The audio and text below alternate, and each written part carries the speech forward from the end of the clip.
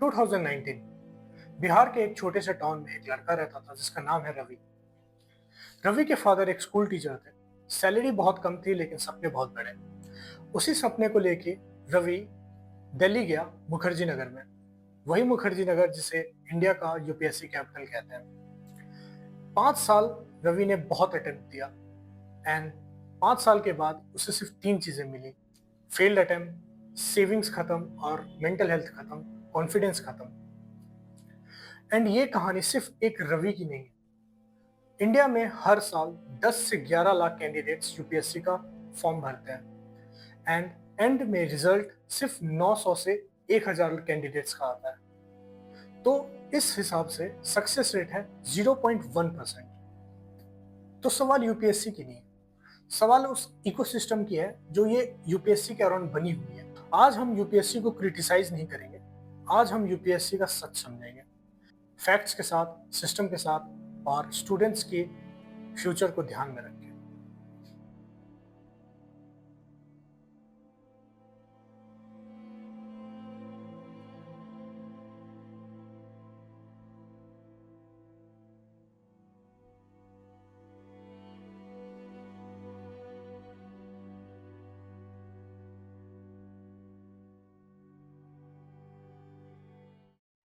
तो UPSC actually में है क्या? सबसे पहले एक बेसिक चीज क्लियर करता हूँ। UPSC means union public service commission and ये एक कॉन्स्टिट्यूशनल बॉडी है जो इंडिया के सबसे बेस्ट ऑफिसर्स को रिक्रूट करती है।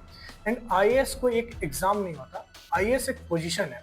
उसके लिए हमें क्लियर करना पड़ता है civil services exam and civil services exam clear करने के बाद टॉप पोजीशंस मिलते हैं, वो है IAS, IPS, IFS and IRS.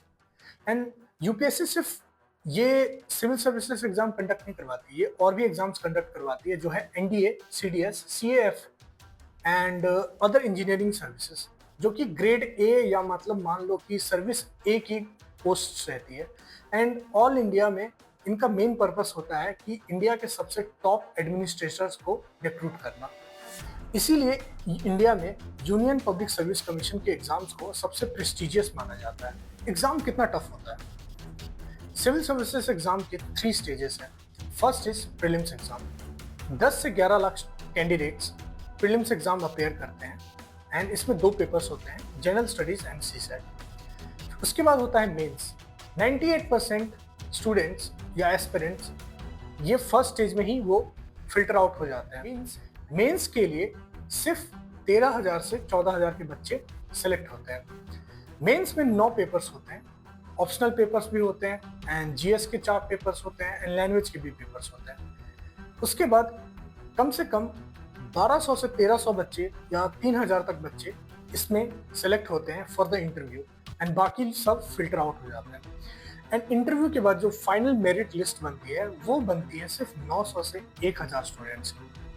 मतलब आप समझ लीजिए, अगर 1000 बच्चे यूपीएससी के एग्जाम के लिए तैयारी करते हैं तो लास्ट में सिर्फ एक बच्चा आईएएस बनेगा और दूसरा बच्चा आईपीएस बनेगा। 0.1% सक्सेस रेट है इस एग्जाम का। रवि जब दिल्ली आया तो उसे एक अलग दुनिया देखने को मिली। ओल्ड राजेंद्र नगर और मुखर्जी नगर की हर बिल्डिंग पे बड़े बड़े posters, all India rank 1 from our institute, all India rank 3 from our classroom, all India rank 5 from our test series and ऐसे ही बहुत सारे। यूपीएससी प्रिपरेशन का एक मैसिव कोचिंग इकोसिस्टम बन चुका है।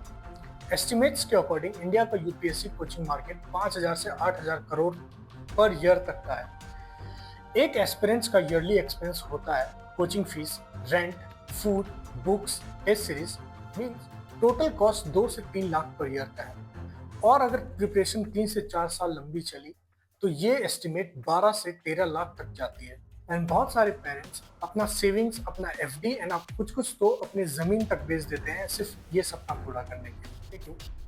एक कैंडिडेट अपने पूरे प्रिपरेशन के टाइम पे बहुत सारे क्रैश कोर्सेज लेते हैं एंड जो कैंडिडेट्स अपने मेंस का क्लियर कर देते हैं तो इंस्टीट्यूट सामने से ऑफर करते हैं कि आप हमारे यहाँ आके मॉक इंटरव्यूज दे लीजिए। एंड यही सब क्लिप्स को उठा के सोशल मीडिया पर डाला जाता है जो वायरल भी होता है। And the purpose of this is the toppers marketing. जब भी नॉर्मल एस्पिरेंट्स एक कोई टॉपर को देखता है तो वो इंस्पायर होकर उसी इंस्टीट्यूट्स में जाने का ट्राई करता है एंड वो इंस्टीट्यूट्स की मार्केटिंग एंड रेवेन्यू बढ़ती है। यूपीएससी इकोसिस्टम में एक और डिबेटेबल क्वेश्चन है जिससे मेरे को खुद हंसी आती है। मान लीजिए कोई एक कैंडिडेट ऑलरेडी सिलेक्टेड है एंड सर्विंग है, मान लीजिए किसी आईपीएस पोस्ट पे, ठीक है, लेकिन वो रेगुलर अटेम्प्ट देते रहता है जब तक उसे आईएएस पोस्ट नहीं मिल जाती। फॉर एन एग्जाम्पल, एक मैम है, उन्होंने 2025 में सिविल सर्विसेज एग्जाम अपेयर किया विद जनरल कैटेगरी एंड उनको रैंक मिला 111। उस रैंक पे एंड उस कैटेगरी पे उनको आईपीएस मिला एंड बहुत अच्छा कैडर मिला। नेक्स्ट ईयर मैडम फिर अटेम्प्ट करती है फॉर आईएएस, लेकिन इसमें एक ट्विस्ट है। मैम इस बार ईडब्ल्यूएस कोटा यूज करती है एंड जिसे नहीं पता ईडब्ल्यूएस क्या होता है, उसे बोलते हैं इकोनॉमिकल वीकर सेक्शन। मीन्स इस देश में एक ब्यूरोक्रेट आईपीएस ऑलरेडी सर्विंग है, ड्यूटी पे है, एंड वो इकोनॉमिकल वीकर सेक्शन। मीन्स आपको लगता है कि ये हो सकता है कि कोई आईपीएस, सर्विंग आईपीएस जो असिस्टेंट सुपरिटेंडेंट ऑफ पुलिस होगा कहीं का या एसपी होगा, वो इकोनॉमिकल वीकर हो सकता है। And some of examples are like कुछ लोग तो डिसेबिलिटी का भी कोटा यूज करते हैं एंड काफ़ी लोग माइनॉरिटी स्टेटस का भी कोटा यूज करते हैं। मीन्स जो फ्रेशर एस्पिरेंट है, जो पहली बार एग्जाम अपेयर कर रहा है या दूसरी बार एग्जाम अपेयर कर रहा है एंड वही इकोनॉमिकल सेक्शन का है, उसकी सीट तो गई। रवि ने एक और चीज नोटिस की ड्यूरिंग हिज प्रिपरेशन।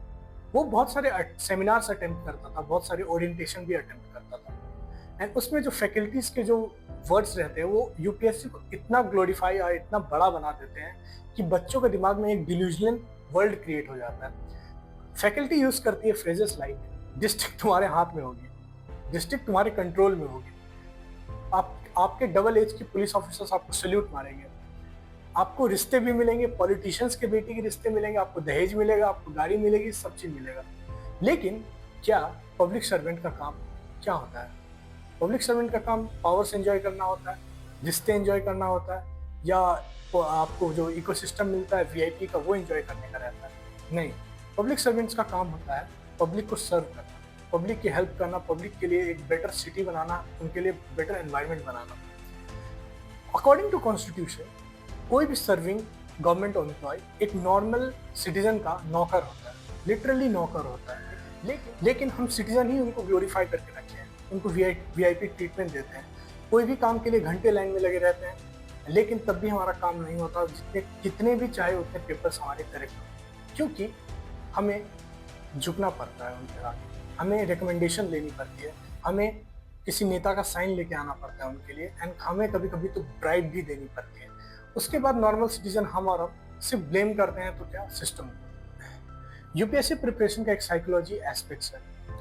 इमेजिन करिए एक कैंडिडेट रिजल्ट के एक दिन पहले उसके दिमाग में क्या चलता है? Anxiety, family pressure, self worth का सत्यानाश, सोसाइटी का प्रेशर।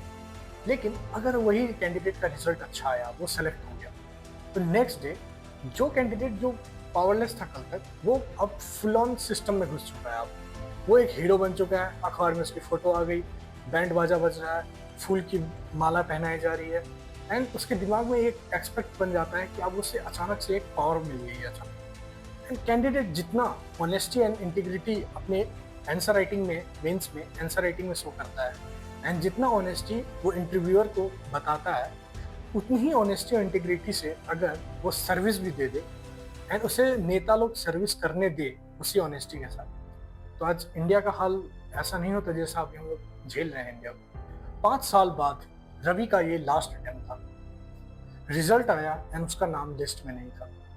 वो डिप्रेशन में गया, उसने एंजाइटी फेस की, लेकिन उसे जल्दी ही रियलाइज हो गया कि पब्लिक सर्विस सिर्फ आईएएस या आईपीएस बन के नहीं की जा सकती। उसने अपना स्किल सेट यूज किया एंड उसने पॉलिसी रिसर्च में अपना रुझान दिया। आज वो एक थिंक टैंक में जॉब करता है as a policy research analyst.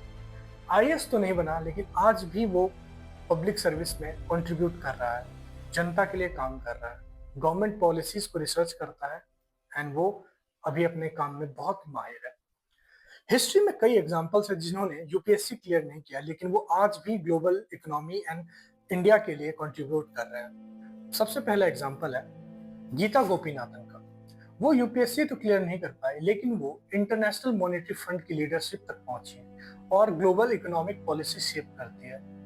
Arvind Subramaniam UPSC clear नहीं कर पाए, लेकिन फिर भी इंडिया के चीफ इकोनॉमिक एडवाइजर हैं। बड़े बड़े ब्यूरोक्रेट्स एंड बड़े बड़े सेक्रेटरी इनके विजडम के लिए तरसते हैं। रविशंकर प्रसाद यूपीएससी क्लियर नहीं कर पाए, सेम स्टोरी, लेकिन वो आज इंडिया के यूनियन कैबिनेट मिनिस्टर है एंड वो मिनिस्ट्री तक पहुंचे।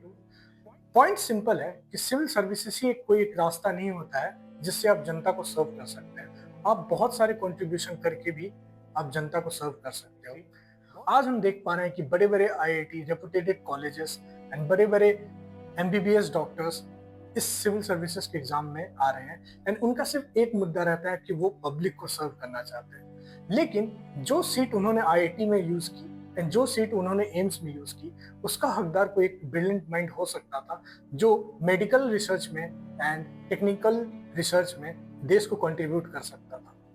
देखिए, ये डिबेटेबल क्वेश्चन है क्योंकि सबका माइंड चेंज होता है। सब 1 साल 2 साल के बाद सब अपने अपने इंटरेस्ट चेंज हो जाते हैं, कैरेक्टर चेंज हो जाता है। लेकिन सोचने की बात यह है कि कोई डिजर्विंग कैंडिडेट आज रिसर्च एंड डेवलपमेंट में कंट्रीब्यूट कर सकता था उस सीट में, लेकिन अब वो 1 साल 2 साल अपनी तैयारी में लगाएगा एंड सिविल सर्विसेज का एग्जाम देगा। यूनियन पब्लिक सर्विस कमीशन अंग्रेजों ने लाया था कि वो इंडियंस को रूल कर पाए ठीक से एंड ग्राउंड लेवल पे। इसलिए सुभाष चंद्र बोस ने इस ब्यूरोक्रेसी को इनकार किया एंड उन्होंने ये जॉब लेने से इनकार कर दिया था। लेकिन आज यही चीज हम समाज पे थोपी जा रही है, इसे ग्लोरीफाई किया जा रहा है। वही कॉलोनियल रूल जो तब चलता था वो आज भी हम लोग देख पा रहे हैं एंड ये हर सेक्टर्स में है। एंड जो ये न्यूज़ हम अक्सर न्यूज़पेपर एंड न्यूज़ चैनल्स में देखते हैं, वो एक मार्केटिंग स्ट्रेटेजी है इन कोचिंग इंस्टीट्यूट वालों के लिए कि गरीब से गरीब बच्चा जिसके पास फाइनेंशियल बैकग्राउंड नहीं है, जिसका एकेडमिक स्ट्रांग नहीं है, वो भी ये बिलीव कर ले कि एक नॉर्मल ह्यूमन बीइंग, एक नॉर्मल फाइनेंशियल कंडीशन वाला लड़का भी आईएएस या आईपीएस बन सकता है एंड वो अपना फैमिली का कंडीशन चेंज कर सकता है। एंड इसी सपने को लेके टियर 3 के स्टूडेंट्स दिल्ली पहुंचते हैं एंड बड़े बड़े कोचिंग इंस्टीट्यूट की फीस देते हैं, वहां जाके अपना 3-4 साल लगा देते हैं। कई पेरेंट्स बर्बाद हो गए सिर्फ ये सपना पूरा करने के लिए। अगर आप कोई भी न्यूज चैनल या कोई भी न्यूज पेपर में आप पढ़ रहे हैं कि रिक्शे वाला का बेटा आईएएस बन गया या पान वाले का बेटा आईएएस बन गया, तो वो बहुत रेयर टू रेयर है। एंड बहुत सारे कैंडिडेट्स अच्छे अच्छे आईआईटी से पढ़ के जाते हैं एंड उनको न्यूज़पेपर में बहुत गरीब दिखाया जाता है, बहुत हम्बल बैकग्राउंड से दिखाया जाता है। ये सिर्फ एक आईना है या ये एक टोपी है जो नॉर्मल स्टूडेंट्स को पहनाया जाता है, जो वो फाइनेंशियल बैकग्राउंड से नहीं है।